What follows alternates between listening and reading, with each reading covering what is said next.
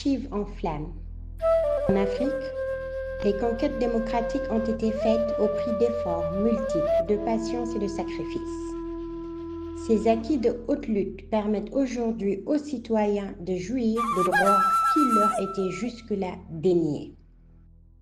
C'est conscient de cela que dans un pays comme le Sénégal, le législateur a inscrit le droit de marche dans la Constitution. Le citoyen sénégalais a désormais le droit de marcher en cas de non-respect de certains de ses droits par l'État ou un de ses démembrements. En soi, cette réforme constitue une avancée démocratique dans la mesure où le droit de marche ne relève plus du régime de l'autorisation, mais de la simple déclaration. Dès lors, les différentes organisations politiques et de la société civile usent de ce droit et en abusent, car s'il est permis de marcher, cette permission reste bien encadrée pour éviter tout débordement. Aujourd'hui, force est de constater que ces acquis sont en train d'être remis en cause par ceux-là même qui en sont les bénéficiaires pour s'attaquer aux biens publics tels que le mobilier urbain ou des autobus de transport en commun.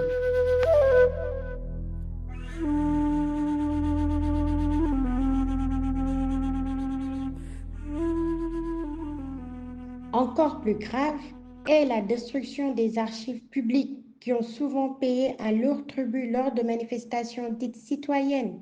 À plusieurs occasions, ces archives ont été mises à sac et parfois incendiées par des populations en furie.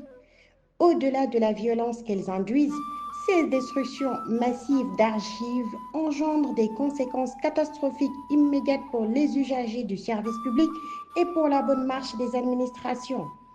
Ces faits récurrents, connus au Sénégal comme dans plusieurs pays africains, inquiètent au plus haut point. De 2008 à nos jours, les archives de plusieurs institutions administratives, judiciaires, municipales ou d'organisations internationales du Sénégal ont fait l'objet d'agressions. Le 23 décembre 2008, pour réclamer leur insertion professionnelle dans les structures industrielles de la région, les jeunes de Kédougou vandalisent les archives du tribunal de la localité.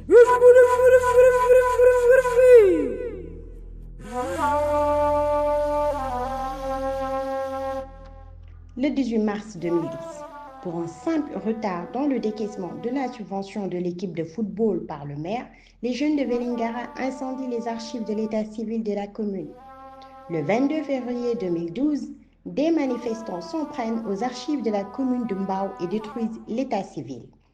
Le 23 février 2012, les registres de l'état civil de la commune de Tivaouane sont détruits à la suite des manifestations post-électorales.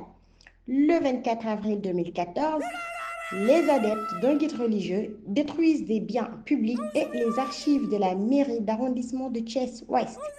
Le 30 mai 2014, des pêcheurs qui manifestaient à Thiaroye-sur-Mer contre l'interdiction de filets monofilaments incendient un car de transport et détruisent les archives municipales de la localité. Le 4 février 2020, des pêcheurs de Guet-Ndar à Saint-Louis qui réclamaient des licences de pêche envahissent les locaux du Centre de documentation et des archives CDA de l'Organisation pour la mise en valeur du fleuve Sénégal OMVS et détruisent les archives.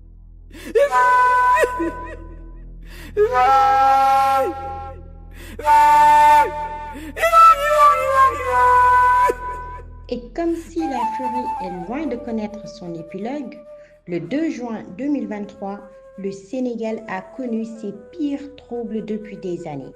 Dans des échauffourées contre manifestants et forces de l'ordre, l'université Cheikh Anta Diop de Dakar, temple du savoir, a été atteinte à travers ce qu'elle a de plus sacré, sa mémoire.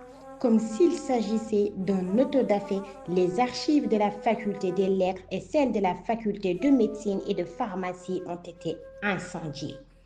Si sous d'autres cieux, ce sont les catastrophes naturelles qui risquent d'effacer l'histoire de l'homme, au Sénégal, tout laisse croire que c'est l'ire du citoyen irresponsable qui va s'en charger. Privé de sa mémoire, le Sénégal deviendra amnésique. Tel sera le plus court chemin pour effacer son histoire. Et comme disait Fernando Baez, La destruction d'un livre est l'intention délibérée de forcer une amnésie qui permettra le contrôle d'un individu ou d'une société.